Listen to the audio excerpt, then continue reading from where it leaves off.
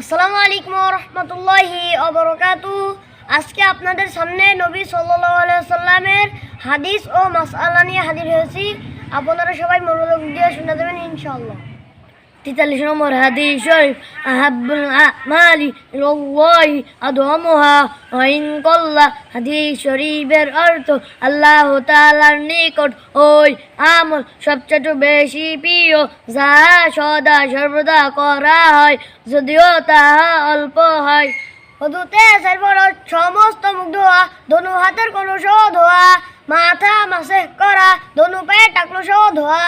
তাই এমন 3 ফরজ নিয়ত করা, সমস্ত মুখ একবার মাসে করা, দোনো হাতের কোনো সহ একবার মাসে করা।